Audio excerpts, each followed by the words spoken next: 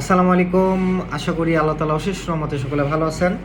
আজকে আমরা পিউবার্টি অর্থাৎ বয়ঃসন্ধিকাল এবং অ্যাডোলেসেন্ট কিশোরী নিয়ে কথা বলবো। যারা এই স্টেজে আছে আমাদের পরিবারে বা আশেপাশে, তাদের কি শারীরিক ও মানসিকভাবে পরিবর্তন হয় এবং তারা কিভাবে বিহেভ করে, সমাজের উপর কি প্রভাব ফেলতে পারে এবং আমরা তাদের কিভাবে গাইডলাইন দিতে পারি, সে বিস্তারিতভাবে আমরা আজকে কথা বলবো। এবং তারাই কিন্তু নেক্সট জেনারেশন, যে আমাদের এই দেশকে তারা লিড দিবে এক সময়। তাদের শারীরিক বা মানসিকভাবে কোনো বিপর্যয় যদি হয়, তাহলে অবশ্যই আমাদের দেশের জন্য অবশ্যই খারাপ হবে। আগে বুঝে নেই যে পিউবার্টি অর্থাৎ বয়ঃসন্ধি কালটা কাদের বলা হয়, মানে কখন বলা হয়। যখন একটা মেয়ের বয়স সাধারণত 8 থেকে 13 এবং ছেলেদের যখন 9 থেকে 14, এই সময়কালকে বয়ঃসন্ধি কাল বলা হয়। কারণ এই সময়ে মেয়েদের সাধারণত মিন্সটা শুরু হয়, অর্থাৎ তার মাসিকটা শুরু হয়, এবং ছেলেদের সাধারণত তাদের ছেলেদের যে স্বভাবটা, মেল সেক্সুয়াল ক্যারেক্টারিস্টিক ডেভেলপ করে, গ্রো করে। এবং কিশোর সাধারণত ধরায় 10 থেকে 19 বছর বয়সে। এটা লং প্রসেস। এই বয়ঃসন্ধি কালকেই কিন্তু আমরা ভালোভাবে যদি তাদের সামনে উপস্থাপন করি এবং তাদেরকে বোঝাই যে এটা নর্মাল প্রসেস বা এটা সবার মধ্য দিয়ে যায়, তাহলে তারা কিন্তু খুবই অ্যাকসেপ্ট করবে সহজভাবে। নাহলে কিন্তু সেরা অন্যভাবে নেবে এবং তারা খারাপ বন্ধুদের কাছ থেকে এমন পরামর্শ নিতে পারে, এমন কোনো কথা শুনতে পারে যা আসলেই অবাস্তব এবং তার সময় বিপদও হইতে পারে। এরকমও আমরা শুনে থাকি। কারণ একটা সময় যে বয়ঃসন্ধিকাল, একটা মেয়ের যখন তার শরীরে ইস্ট্রোজেন প্রজেস্টেরন আস্তে আস্তে আসে এবং তার মাসিক হয়, তখন কিন্তু তার মেয়েলি স্বভাব, ফিমেল সেক্সুয়াল ক্যারেক্টারিস্টিক ডেভেলপ করে। তার কথার স্বর, তার চালচলন, তার শারীরিকভাবে অনেক পরিবর্তন হয়। তার বিভিন্ন জায়গায় ফ্যাট ডিপোজিট হয়, অর্থাৎ ফ্যাটটা জমে, যেমন হলো তার নিতম্বে, তার উরুতে, এখানে, এবং হলো ব্রেস্টে অর্থাৎ স্তনে অনেক ফ্যাট জমতে শুরু করে এবং তার স্তন আস্তে আস্তে ফিমেল ক্যারেক্টারিস্টিকের মতো হয়ে থাকে। এবং অন্যদিকে যদি ছেলেদের পক্ষে বলতে চাই, ছেলেদের কিন্তু তখন অ্যাগ্রেসিভ হয়ে যায়। কারণ হলো টেস্টোস্টেরন হরমোনগুলো একটু কি বলবো আর, যুদ্ধ দেখছেন সেই রকম একটা হরমোন। গরম মানে হলো শক্তিশালী এবং যুদ্ধ করার জন্য যা করতে হয়, এই হরমোনটা অনেকাংশে দায়ী।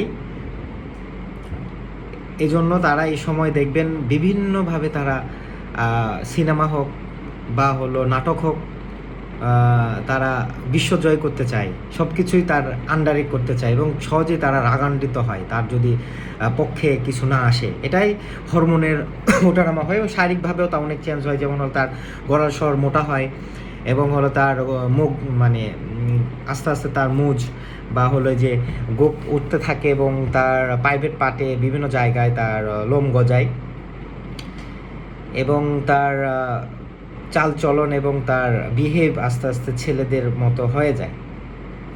এটাই হলো ডিফারেন্স। যে অবশ্যই আমরা জানবো যে মেল ক্যারেক্টারিস্টিক কি, ফিমেল ক্যারেক্টারিস্টিক কি, ঠিক আছে?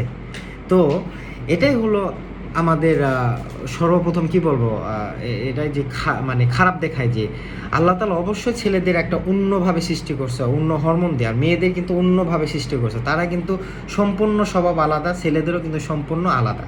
এটা কখনোই এক করা যাবে না যে এরে বাবা ছেলেদের তো বোঝা যায় না, এরে বাবা মেয়েদের তো বোঝা যায় না। আসলেই তাই। আসলে এগুলো বুঝতে হলে অবশ্যই আপনাদের হরমোনের খেলা বুঝতে হবে, যে ছেলেদের টেস্টোস্টেরনের কাজটা কি, মেয়েদের ইস্ট্রোজেন প্রজেস্টেরনের কাজটা কি, তারা এত মুড সুইং কেন করে ম্যাসিকের সময়, এবং ছেলেরা টেস্টোস্টেরন হরমোনের জন্য কারণ তারা এত অ্যাগ্রেসিভ কেন, তারা কী জন্য সবাইকে দমন করতে চায়, নিজের আন্ডারে নিতে চায়। এটা হলো সম্পূর্ণ, এটা আল্লাহ প্রদত্ত যাকে বলা হয়। এটাই নিয়ম, এটাই বিশ্বের নিয়ম। আল্লাহ তাআলা এটা তৈরি করে রাখছে। এটাই হলো আমাদের ইসলাম যেটা বলে ফিতরত, অর্থাৎ প্রকৃতি, যেটা আমাদের স্বভাবগত, যেটা আমাদের লক্ষণ বা হলো আমাদের যে বলা হয়। মেয়েরা কেমন হবে? সফট, নরম দিলের হবে, কোমলতা হবে, তাদের কথার ভিতর খুব নমনীয়তা থাকবে, কোমলতা থাকবে, সরলতা থাকবে, চাল চলনে কি বলবো, খুব সুন্দর দেখাবে, ঠিক আছে। এবং তারা দেখবেন যে মেয়েরা সাধারণত বেশি তারা কি বলবো উজ্জ্বলতাকে খুব পছন্দ করে। দেখবেন যে একটা আপনার এলাকায় কোনো কিছু মানে হলো অনুষ্ঠান হচ্ছে, বা হলো কি বলবো এই অনুষ্ঠান, বা হলো হয় না মাহফিল, বা হলো একটা এমন জায়গায় যে বিয়ে বাড়ি, সেখানে কিন্তু ছেলেদের তুলনায় মেয়েরা বেশি থাকে, কারণ তারা বেশি আকৃষ্ট হয় একটা সাজসজ্জার দিকে।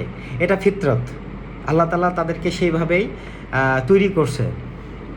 এবং হলো ছেলেরা দেখবেন বয়স হওয়ার সাথে সাথে তারা দেখবেন যে বিভিন্ন দায়িত্ব পালন করতেছে, বা হলো বিভিন্ন দায়ভার নিচ্ছে নিজের কাঁধে, এবং সে হাসতে হাসতে বিভিন্ন কাজকর্মে ইনভলভ হচ্ছে তার ফ্যামিলির জন্য। এগুলো সব কিছুই কিন্তু আল্লাহ প্রদত্ত, এটা টেস্টোস্টেরন হরমোনের জন্য হয়ে থাকে। এবং দেখবেন ছেলেরা কিন্তু তার ফ্যামিলি বাঁচানোর জন্য প্রচেষ্টা খুবই করে, তার জীবন দিয়ে হলেও সে এই প্রচেষ্টা করে।